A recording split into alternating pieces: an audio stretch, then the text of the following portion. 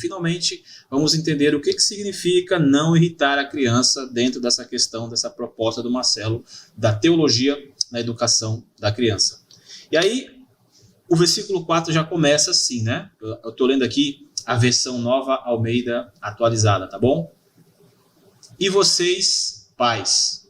Pronto, a gente vai destrinchar esse pedacinho desse versículo agora. E vocês, pais. Presta atenção aqui, ó. A palavra de exortação não está direcionada ao pai e à mãe diretamente. Aqui é o pulo do gato, tá, gente? A palavra de exortação não está direcionada ao pai e à mãe, como se fossem pais, né? A gente tem essa palavra no português que é pais, né? Não tanto o plural de pais homens, como também o pai e a mãe. Então a gente tem essa ideia de pais, como tá falando, se estivesse falando com o pai e a mãe. O texto aqui não fala com o pai e com a mãe. Ele fala só com o pai, ou seja, fala com os pais. Os pais aí, né? Os homens, pais, líderes, tá? A palavra é diretamente, exclusivamente ao pai, ao homem, ao marido, o líder do lar. Suprir as finanças, né? O pai supre as finanças. Ela não é tudo que o pai precisa fazer. O pai, estou falando do líder, do marido, do homem, tá? Não do pai e da mãe, deixe isso bem claro. Não que a mãe não possa ajudar, mas que o texto está falando aqui especificamente com o pai.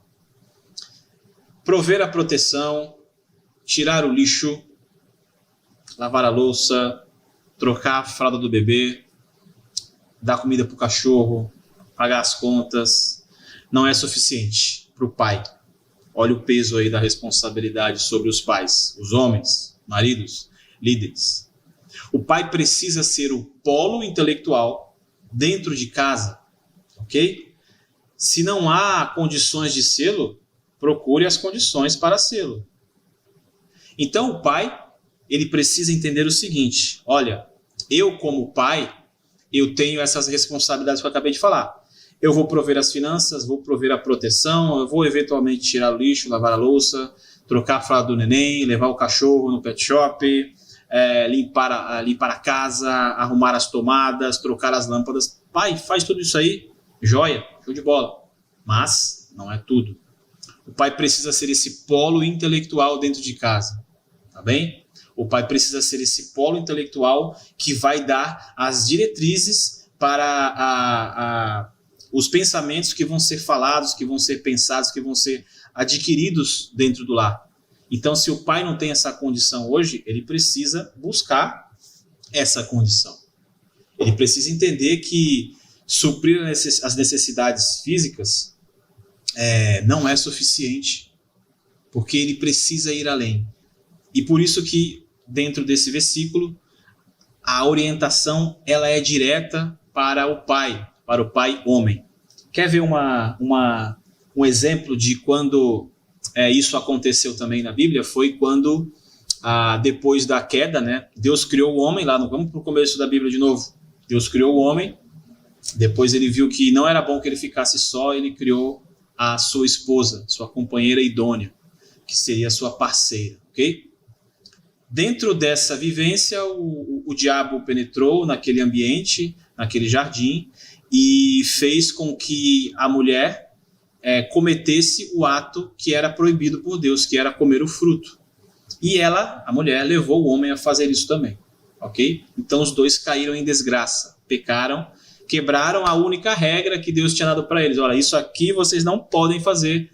E eles foram lá como casal e fizeram. A mulher influenciou o homem e os dois cometeram um erro, ok? Maravilha. Agora a pergunta é: a quem Deus chamou logo depois que essa ordem foi quebrada? A quem Deus chamou? Quem Deus procura para tirar satisfação? Deus chamou o cachorro? Deus chamou o Totó? Vem, Totó, o que você fez aqui? Totó, como é que você foi comer esse fruto? Meu cachorro aqui se chama Lucas, tá? Então eu vou falar aqui, usar o exemplo dele. Lucas, como é que você subiu aqui na árvore e comeu o fruto? O que tu fez, cachorro miserável? Ou foi o passarinho que estava passando aqui, o Ben TV, sei lá. Deus chamou os animais para culpá-los? Não, né? Deus chamou a mulher para culpá-la? Deus falou, Eva, eu vi, eu sou onisciente, onipresente, sei de tudo. Foi você que comeu o fruto, não é? Deus chamou a mulher? Não. Quem Deus chamou? Adão, o homem. Já parou para pensar nisso? Por que Deus chamou Adão? Porque ele era o responsável, o líder do lar, do mundo naquele momento, e ele precisava, como líder, preservar o que Deus tinha estabelecido como regra. Ok? Essa conduta de Deus para com o homem é a mesma conduta, é a mesma ideia que Paulo tem aqui quando escreve esse versículo 4 do capítulo 6 de Efésios.